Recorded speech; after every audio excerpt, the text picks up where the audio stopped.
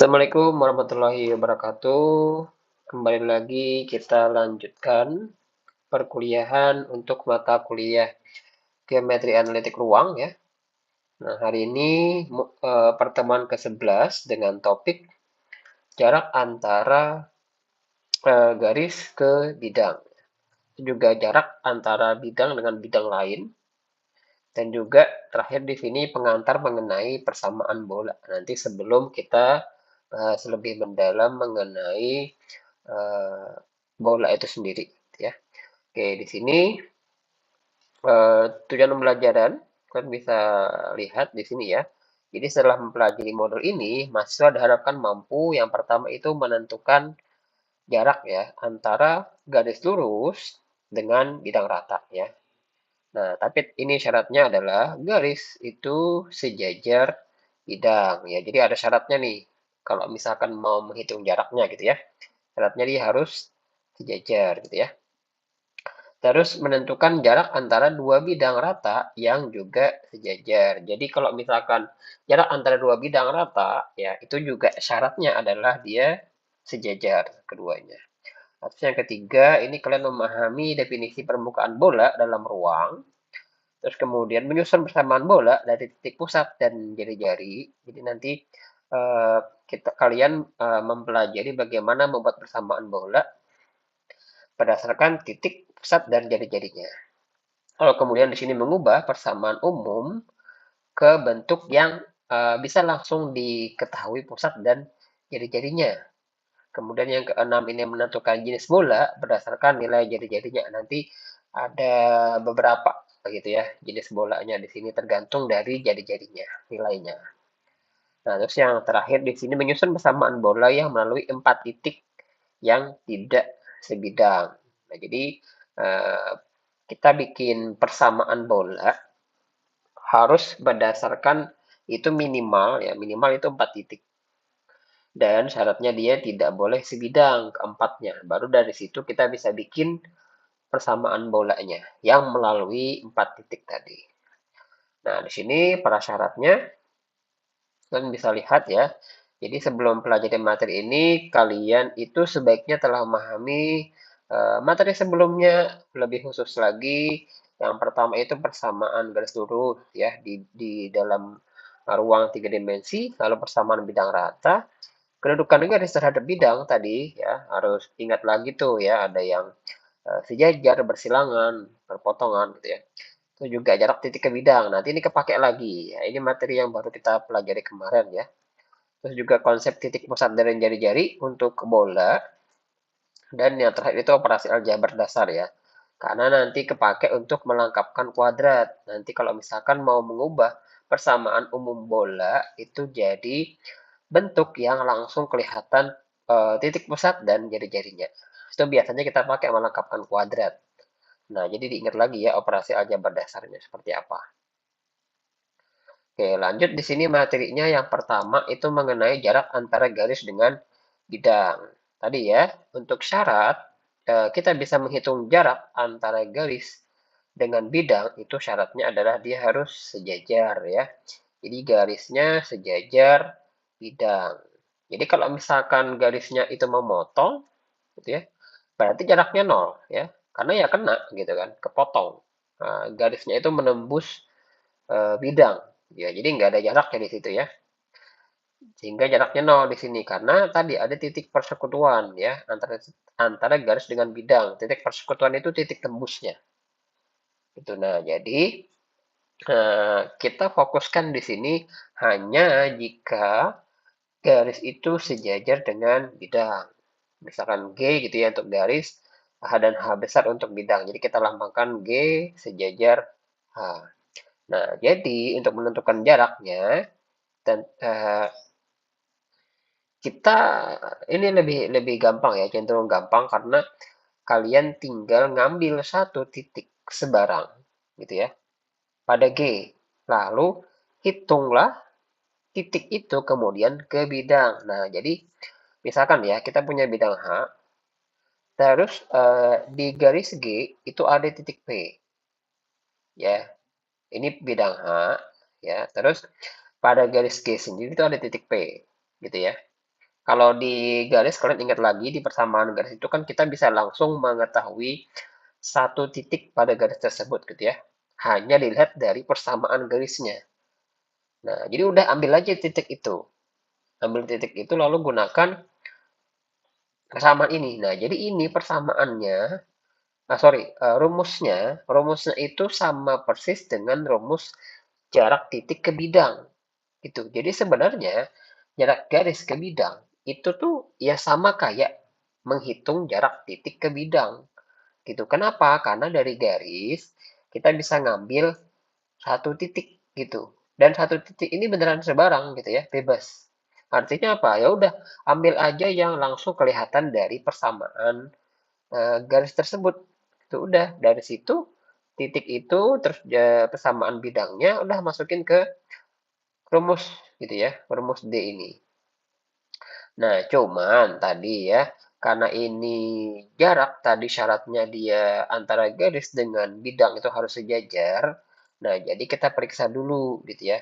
Kita periksa dulu benar nggak nih garis G ini sejajar dengan bidang gitu. Nah, ini gambarnya seperti ini ya. Ini kalau misalkan ilustrasi, kalau garis G, ini garis G ya, garis G-nya itu sejajar bidang H. Ini ya. Nah, ilustrasinya seperti ini. Jadi dari garis kita bisa ngambil vektor arah ya. Nah, katakanlah ini ya, vektor arah A. Ini dari garis. Terus dari bidang kita bisa mengambil vektor normal ya, katakanlah N gitu ya. Nah, jadi kalau garis garis itu sejajar dengan bidang, syaratnya adalah apa? Syaratnya ini ya. Jadi hasil kali titik ya, hasil kali titik kedua vektor ini sama dengan nol gitu. Atau kalau mau lebih gampang lagi ya ini langsung nih, ini aja. Ya, langsung uraiannya gitu ya. Dari persamaan di atas uraiannya seperti ini. Udah kalau misalkan ini terbukti bahwa dia sama dengan nol, berarti dia sejajar gitu ya. Oke, nih misalkan kita bahas di sini untuk contoh 4.5 ya. Nah, di sini soalnya tentukan jarak garis G dan bidang H jika, nah ini persamaan garis G-nya, ini persamaan bidang H-nya, gitu ya. Pertanyaannya tentukan jaraknya. Nah, tadi berarti langkah pertama kita harus uh, mencari atau memastikan bahwa apa tadi keduanya itu saling sejajar. Jadi dari persamaan garis, ya, kita langsung cari vektor arahnya, ya. Nah, kebetulan ini karena bentuknya langsung kelihatan ya. Kalau misalkan bentuk persamaan seperti ini, ya, diingat ya, kalau bentuk persamaan seperti ini, kalian pastikan koefisien dari masing-masing variabel, baik X gitu ya, Y maupun Z, itu koefisiennya atau angka di depannya itu satu ya. Nah, ini kan satu nih ya. Y-nya satu, Z-nya satu koefisiennya. Nah, dari situ berarti kita langsung bisa memastikan bahwa yang di bawahnya ini, ya ini adalah vektor arahnya. Nih, 2 min 3. Nah, pertanyaannya Z-nya gimana? Z ini, nggak usah bingung ya. Kalau Z ini kan kita bisa ubah gini. Z itu kan berarti sama dengan Z dikurang 0 per 1. Ya kan? Z kurang 0 per 1, ya kan sama. Nah, udah berarti ini 1 ya. Jadi kita ketemu vektor arah garisnya itu 2, min 3 sama 1. Gitu. Nih, 2 min 3, 1. Kemudian dari persamaan bidang, ini persamaan bidangnya ya. Kalau persamaan bidang kan berarti kita ambil koefisiennya ya, koefisien X, koefisien Y, sama koefisien Z. Nah, gitu aja nih. Masing-masing ada satu ya di depannya. Udah berarti vektor normal bidangnya ini, satu, satu, satu. Nah, kita periksa tadi ya. Caranya kita kalikan nih. Kedua vektor ini kita kalikan kali titik saja. Kali titik kan gampang ya, tinggal kali yang persesuaian, lalu dijumlahkan semuanya.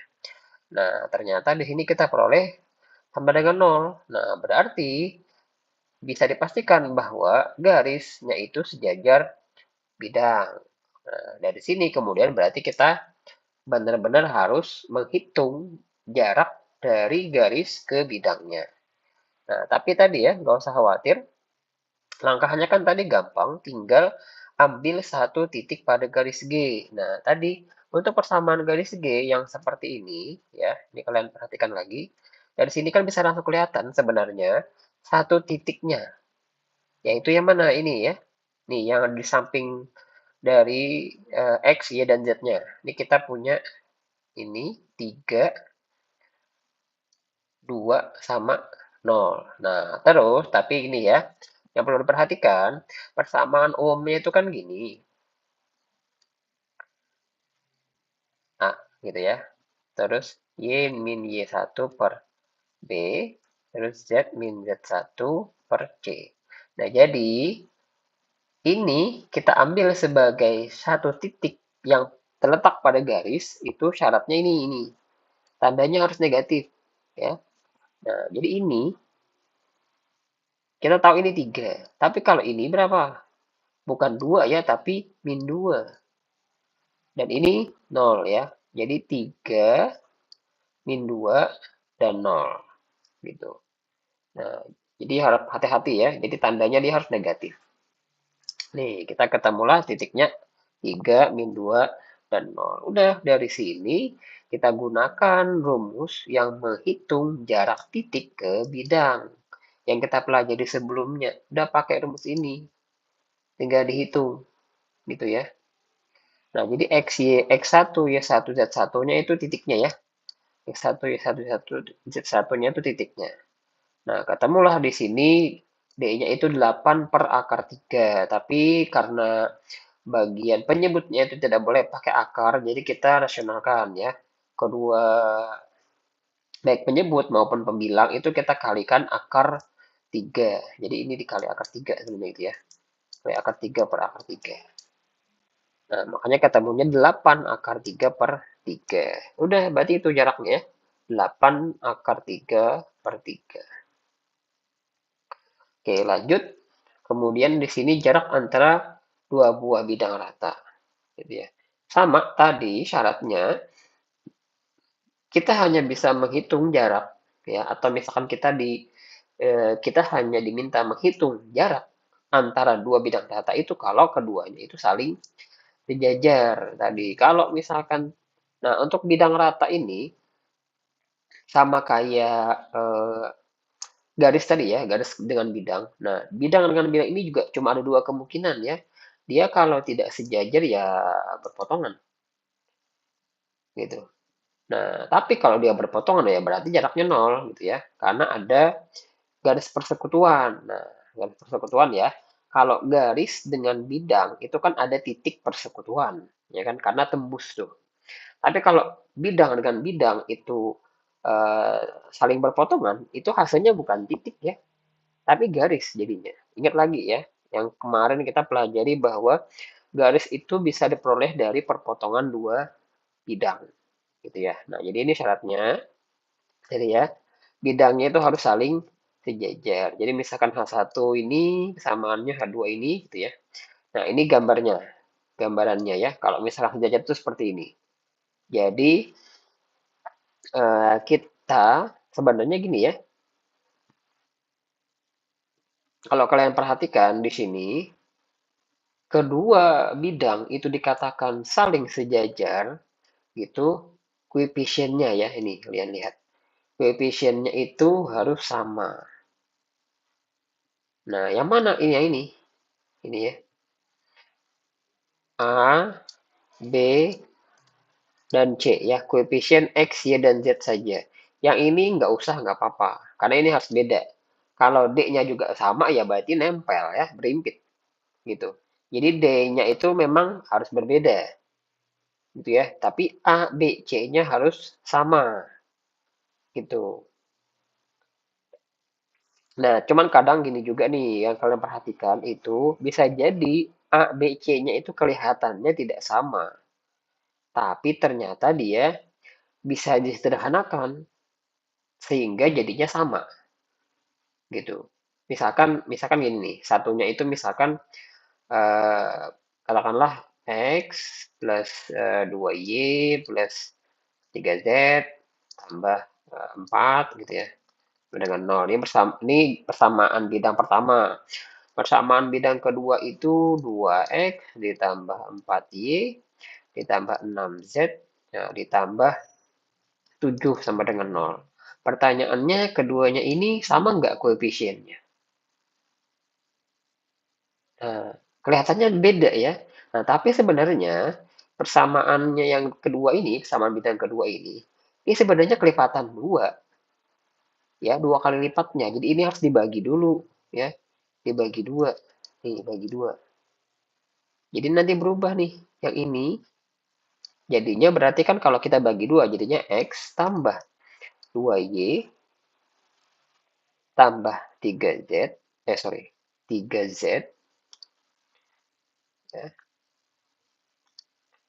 Nah, 3Z ditambah 7 per 2 sama dengan 0. Nah, baru kelihatan ya nih.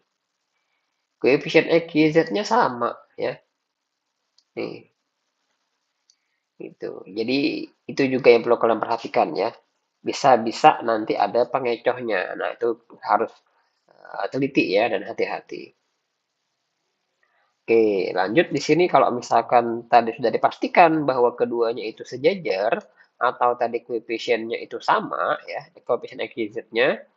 Nah, untuk menghitung jarak antara dua bidang, kita bisa menentukan ya dengan dua cara. Yang pertama itu bisa pakai ambil satu titik ya yang terletak pada satu bidang. Kemudian ya udah dari titik itu hitunglah jarak titik tersebut ke bidang lainnya. Jadi cara pertama ini sama persis kayak cara yang tadi. Gitu. Jadi sama persis kayak menghitung jarak titik ke bidang gitu. Yang pakai D tadi ya. Yang rumus tadi yang kita bahas di 4.5 tadi ya. Bedanya titiknya ini kita ambilnya dari bidang pertama. Nah, sedangkan yang ini bidang kedua. Gitu. Kalau yang tadi kan titiknya kita ambil dari garis, ya kan? Nah, itu jadi bisa cara itu ya. Atau cara kedua, kita menghitung menggunakan rumus langsung. Nanti ada ya, ada rumus langsungnya. Oke, gitu. Jadi bisa pakai cara yang mirip dengan langkah sebelumnya, ya rumus sebelumnya kita pakai atau ada rumus khusus nanti gitu. Oke, kita coba di sini ya. Nah, kalau tadi cara pertama ya, cara pertama tadi nih sama persis kayak kita menghitung jarak titik ke bidang. Nih, jadi pakai ini, udah nggak usah pusing, tinggal di satu bidang kita ambil satu titik. Nah, jadi dari titik itu kita hitung jaraknya ke bidang satunya. Itu. Nah, terus kalau misalkan cara kedua pakai rumusnya khusus, ini rumusnya nih, ya. Ini rumus khususnya. Nah, terserah nanti kalian mau pakai yang mana lebih enakan, lebih senang yang mana gitu, bebas gitu ya. Gitu.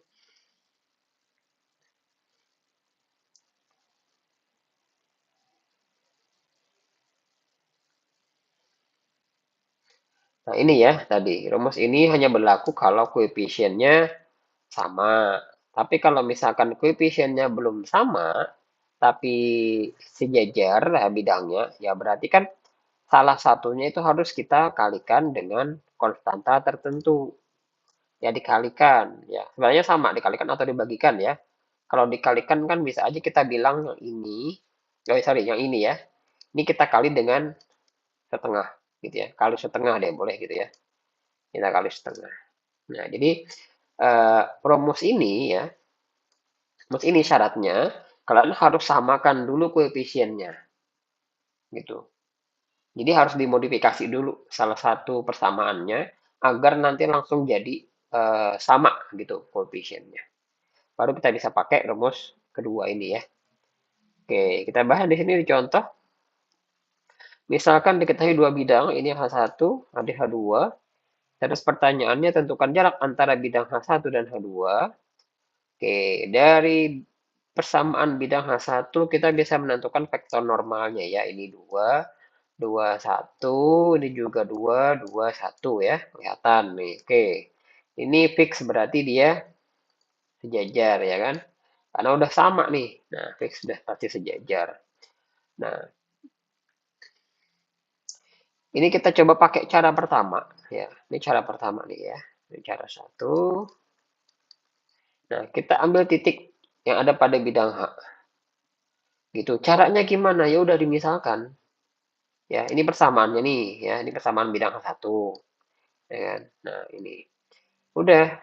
Gimana caranya kita mencari titik yang ada pada H1 ini? Kita misalkan. Karena ada 3 variabel X, Y, Z. Kita misalkan 2. Ya. Duanya kita jadikan aja 0. Gitu.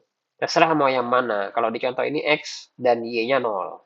Dari sini kita dapat nilai Z-nya. Ya berarti titiknya yang ada pada bidang itu salah satunya adalah ini ya, 002. Udah dari 002 dihitunglah jaraknya pakai rumus jarak titik ke bidang yang ini tadi. Nah, udah dihitung, ketemulah D-nya 1 gitu ya. Nah, tapi kita bisa juga pakai cara kedua. Kalau cara kedua tadi pakai rumus langsung. Nah, bedanya kalau rumus langsung nanti kalau misalkan open book ya nanti ya, open book nanti ujiannya kan gak ada masalah ya kan, kalian pakai bisa nggak perlu dihafal ya intinya ya, rumusnya nggak usah dihafal. Nah, jadi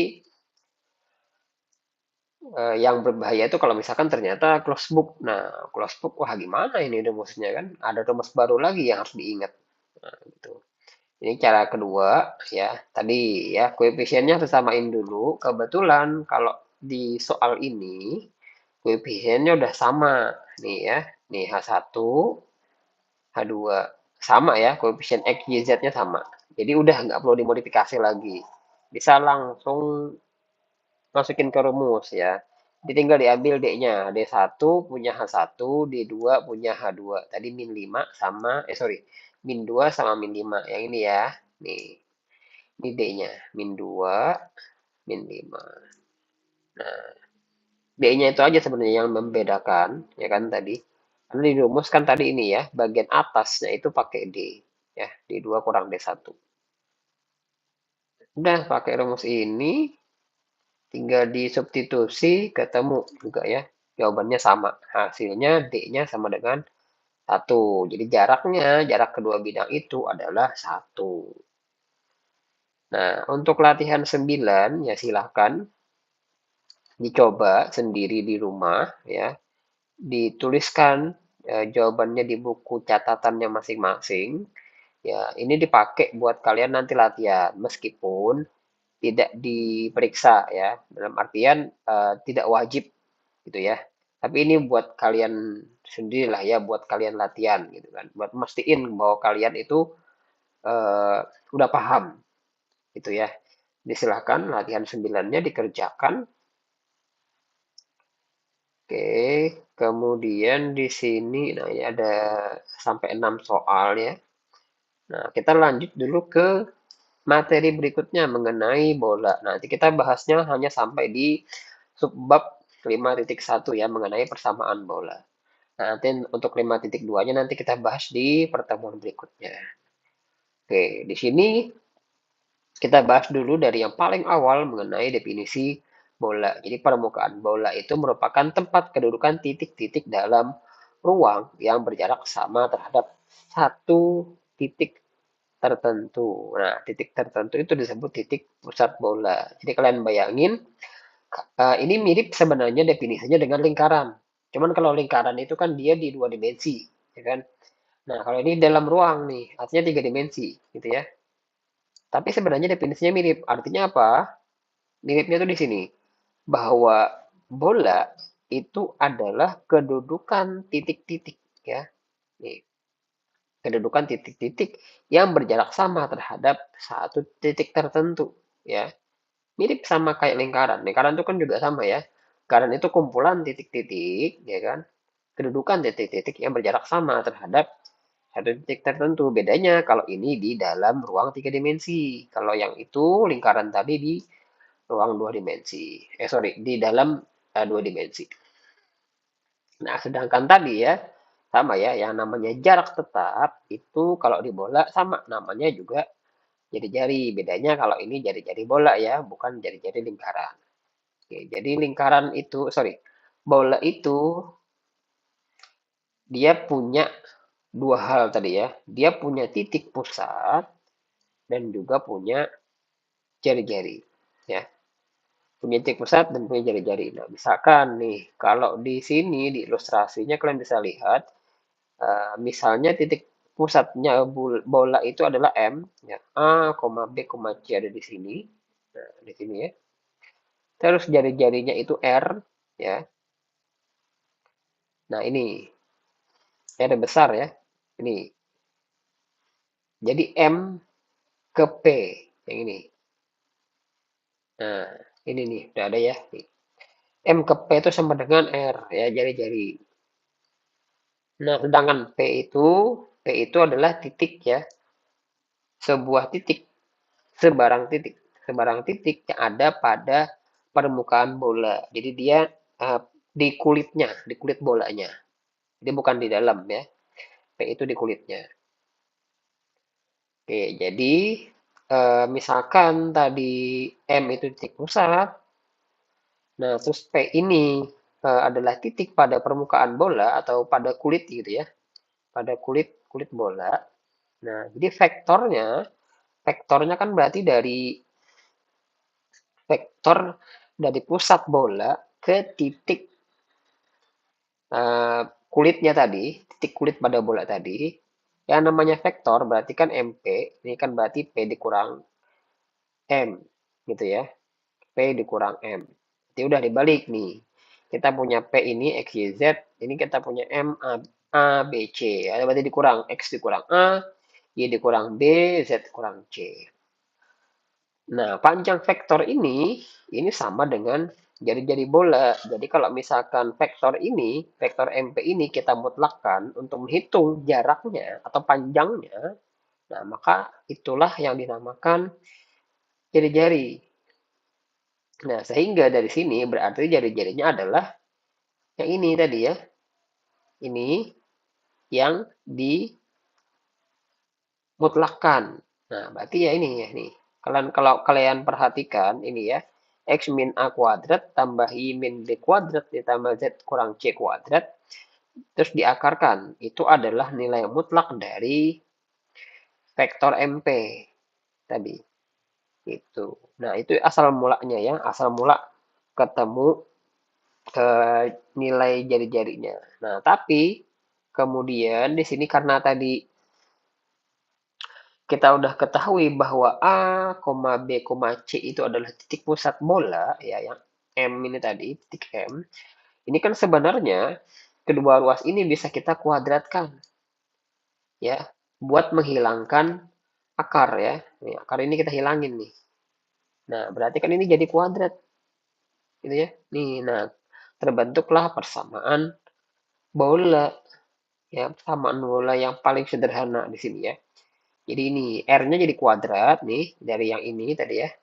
Kalau dikuadratkan kedua ruas gitu ya. R-nya jadi kuadrat. Nah, dan yang di ruas ini, di ruas kanan ini akarnya jadi hilang. Jadinya X kurang A kuadrat ditambah Y kurang B kuadrat tambah Z kurang C kuadrat. Gitu udah, inilah persamaan bola. Nah, tadi persamaan bola dengan ini keterangannya nih. A ini, B ini, dan C ini adalah titik pusat bola. Dan R besar ini adalah jari-jari. Gitu. Nah, dari persamaan ini kita bisa modifikasi ya. Jadi seperti ini. Namanya persamaan umum.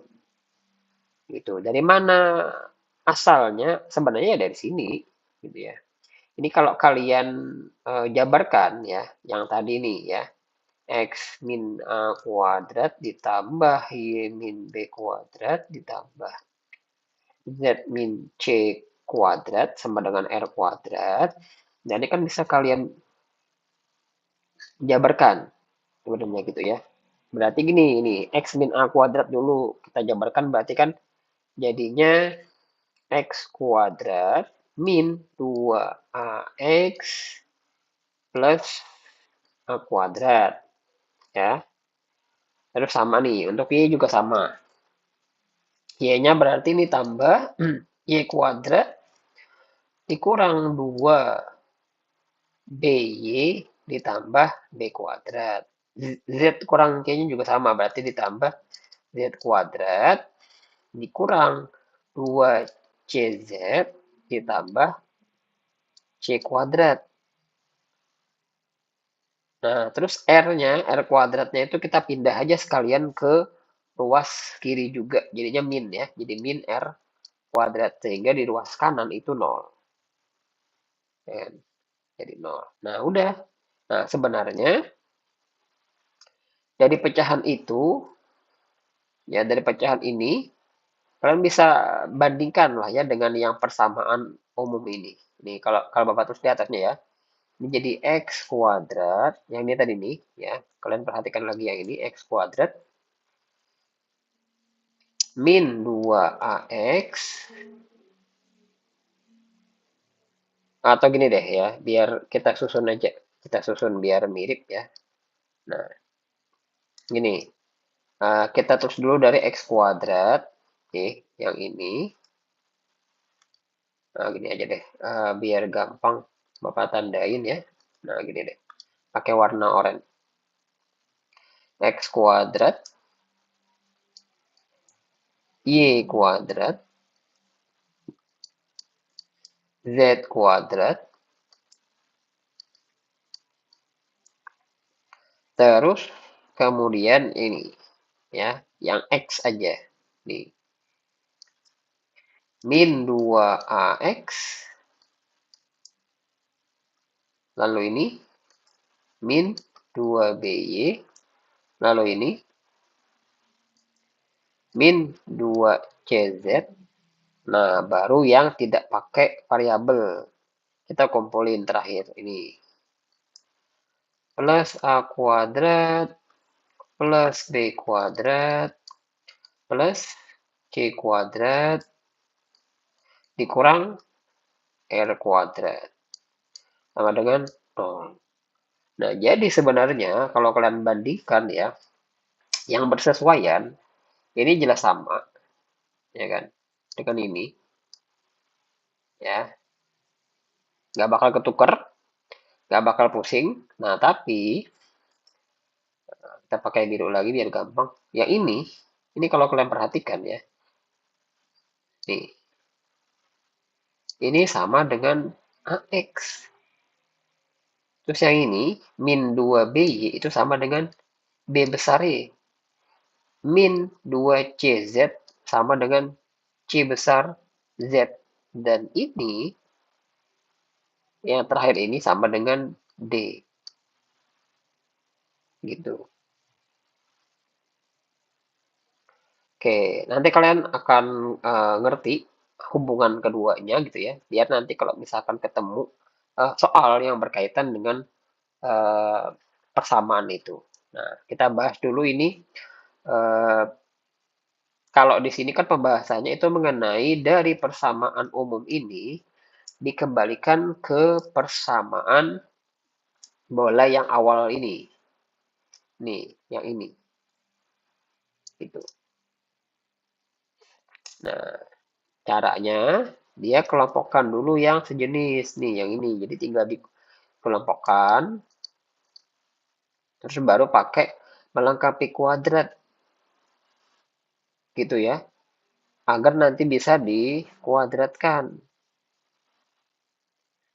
Nah, sehingga diperolehlah titik pusat bolanya ini dan jari-jarinya itu ini. Nah, sebenarnya kalau kita pakai cara yang lain, yang ini tadi, kalau kalian bandingkan, ini juga sama. Nanti ketemunya juga ini ya. Nih, misalkan ya, kita cari M, titik pusat bola, tapi pakai perbandingan antara yang atas sama bawah. Gitu. Caranya, kita ambil yang persesuaian tadi. Dari min 2AX, itu kan tadi sama dengan A besar X.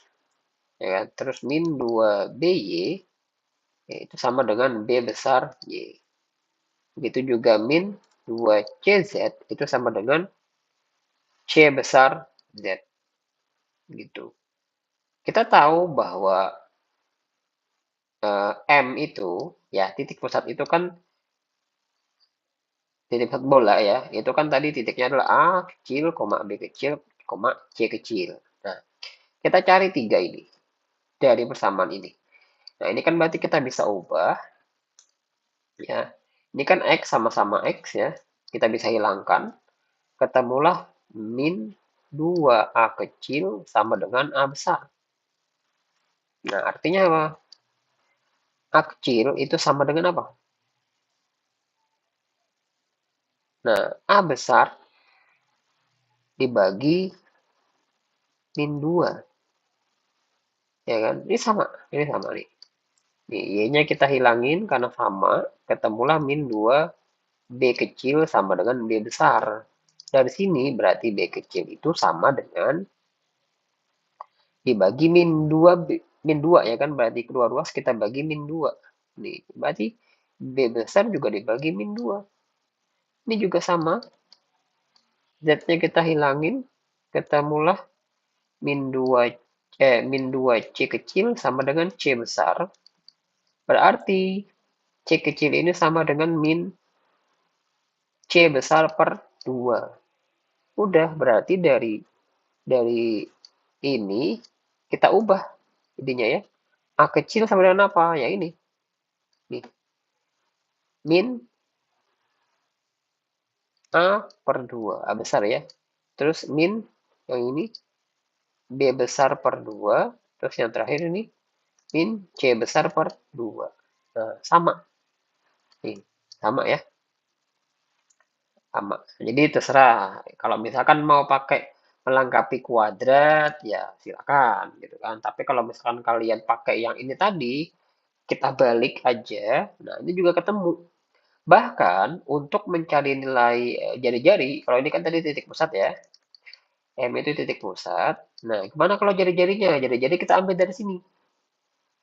Yang ini. Nih, ini kan tadi sama dengan D, ya kan? Nah, kita kita hitung juga nih. Kalau D gimana? Nah, di sini sini ya lah ya, biar gampang. Nih, D besar itu sama dengan ini, gabungan tadi semua ini ya. Jadi A kuadrat ditambah B kuadrat tambah C kuadrat dikurang R kuadrat, ya kan? Nah, kita mencari R-nya. Gitu. Caranya gimana? Udah berarti R-nya ini kita taruhlah, kita tukar aja deh ya, tukeran posisinya. Gitu. Tukeran posisinya dengan D. Gitu ya. Tukeran posisinya dengan D. Jadi hasilnya berarti R kuadrat positif ya, karena dia tukeran, itu sama dengan A kuadrat tambah B kuadrat ditambah C kuadrat, D-nya jadi min D besar. Gitu. Nah, kemudian ini sambil kita lihat ke bawah nih. Nah, ini kan karena pakai A besar, B besar, C besar, jadi A kecil, B kecil, dan C kecil ini kita ubah juga. Gitu. Jadi gini, ya lanjut di sini deh. R kuadrat sama dengan A kecil, kita pakai yang ini. Nih, ya. Nih. A kecil sama dengan min A besar per 2. Jadi min A besar per 2, tapi kuadrat ya. Ini A kecilnya kuadrat. Jadi ini dikuadratkan. Ditambah, ini sama. B kecilnya jadikan min B besar per 2 kuadrat. C kecil juga sama min C besar per 2 kuadrat. Dikurang D. D-nya udah besar ya D-nya ya. Jadi nggak masalah. Oke, kita hitung dulu. Ini karena dikuadratkan, jadi tanda negatifnya hilang. Dan ini jadinya A kuadrat per 4. Ditambah B kuadrat per 4. Ditambah C kuadrat per 4. dikurang D. Itu adalah nilai dari R kuadrat. Berarti R-nya apa? Ya udah diakarkan. Akar dari itu ya. Nah, A kuadrat per 4 ditambah B kuadrat per 4 ditambah C kuadrat per 4 dikurang D. Sorry, ini kok D. 4 ya.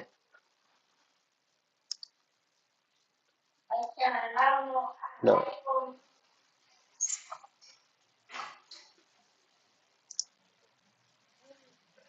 nah ini sama nih. Kita udah ketemu nilainya. Dan itu sama persis dengan yang ini. Ya, sama persis. Gitu. Nah, jadi dua cara ya. Dua cara yang kalian temukan.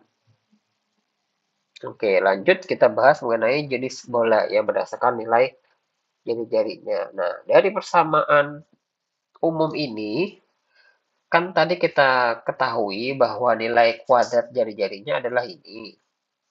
Ya, yang ini. Nih, atau yang ini sama nih. Ini, yang kita dapat tadi juga ya yang ini. Nah, ini. Sama. Dari sini, kalau kita perhatikan nilai dari R kuadratnya, berarti jenis bola itu ada tiga kemungkinan. Yang pertama apa? Bola sejati. Apa sih maksudnya bola sejati? Gitu ya. Itu maksudnya adalah bahwa nilai R kuadratnya itu positif. Gitu. Artinya apa ya ini ya? Ini. R kuadrat positif berarti kan ya ini. Ini tuh positif. Gitu ya. Nih, positif. Lebih dari 0 nih ya, lebih dari 0. Artinya apa ya? Artinya bola sejati itu adalah yang jari-jarinya itu positif gitu. Ada kelihatan gitu, bisa digambar gitu. Nah, terus yang kedua apa? Bola titik. Bola titik itu apa? Bola titik itu kalau jari-jarinya 0 gitu kan. Jari-jarinya 0 gitu. Nih. Jadi jarak jarak antara titik pusat ke kulit bolanya itu 0 gitu. Makanya namanya bola titik. Nah, terus yang terakhir adalah bola khayal. Bola khayal itu apa? Kalau jari-jarinya negatif, ya, jari-jarinya negatif gitu. Nih, tidak tidak bernilai real gitu ya. Ini negatif maksudnya gitu. Jadi kalau bola negatif masih kita bisa eh, hitung gitu ya, tapi ya nggak bisa kita gambar. Makanya namanya bola khayal. Gitu. Terus di sini untuk mencari persamaan bola ya, kita minimal setidaknya tahu 4 titik gitu. Kalau hanya titiknya yang diketahui gitu ya. Nah, jadi misalkan nih kita pakai notasi S ya untuk persamaan bola. Jadi ini persamaan bola umum yang tadi kita bahas gitu. Nah, ini kan kalian bisa lihat ya, dia punya 4 parameter. Jadi A besar, B besar, C besar, dan D besar ya. 4 parameter. Karena 4 parameter berarti kita minimal kalau hanya titik, berarti kita minimal perlu 4 titik dan syaratnya dia tidak sebidang gitu. Nah, misalkan nih ya, misalkan kalau eh, kita tuliskan secara umum titiknya, misalnya ini titik pertama, kedua, ketiga, dan keempat. Jadi cara eh, menentukan persamaan bola itu ada dua. Itu cara pertama pakai determinan. Nah, ketemu lagi dengan determinan dan ini bahkan determinannya apa? Determinan taruh hilang ya. Oh ini. Determinan matriknya 5 kali 5. Ya kan, ini lihat nih. 1, 2, 3, 5. Nah, ini juga nih. Ini 1, 2, 3, 4, 5. Ya. Matriks 5 kali 5. Nah, itu. Kalau pusing cara pertama ya udah kita pakai cara kedua. Pakai persamaan umum aja. Jadi, caranya kita pakai eliminasi substitusi. Gitu. Nah, nanti masing-masing titik ya, masing-masing titik nih. Ini nggak semua dituliskan ya. Jadi masing-masing ini itu langsung substitusi ke persamaan umum bola ini. Nah, nanti kan ketemulah persamaan 1, persamaan 2, 3, dan 4. Udah dari keempatnya itu kalian tinggal eliminasi substitusi untuk mencari nilai ininya tadi ya, parameternya A, B, C, dan D. A besar, B besar, C besar, dan D besar. Nah, ini contohnya kalian bisa lihat. Nah, misalkan di sini soalnya mengenai tentukan persamaan bola yang melalui 4 titik. Ini misalkan titiknya ada 4. Nah, terus dari sini kita pakai cara kedua. Nah, ini pakai cara kedua ya. Jadi pakai bentuk umum saja, langsung kita substitusi ke persamaan umum ini. Nih, misalkan titik O, berarti langsung ketemu D-nya 0. Titik P, langsung ketemu A besarnya sama dengan min A kecil. Titik Q, langsung ketemu B besarnya sama dengan min B kecil. Terus titik R, ya langsung ketemu C besarnya sama dengan min C.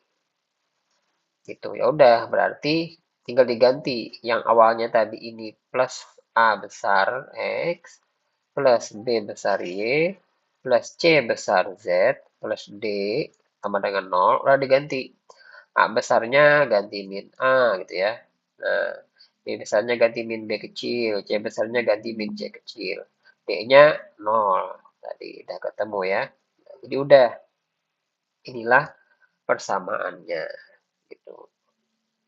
Nah, tadi karena bolanya itu melalui titik titik pangkal 0,0,0, nah makanya D-nya itu 0 gitu ya.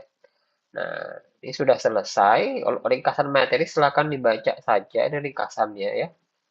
Terus misalkan juga termasuk petunjuk belajarnya, gitu ya. Silakan dibaca saja. Kalian bisa download ya modul ini di LMS-nya, di adlink kita. Oke, sampai di sini. Ini sudah selesai. Nanti jangan lupa untuk kuis dan tugasnya ya. Perhatikan deadline-nya. Jangan sampai nanti terlewat ya, agar kalian masih bisa submit jawaban kuis maupun tugasnya. Baik, kita tutup pertemuan pada hari ini. Sampai ketemu di pertemuan berikutnya. Salah hilaf, mohon maaf. Wassalamualaikum warahmatullahi wabarakatuh.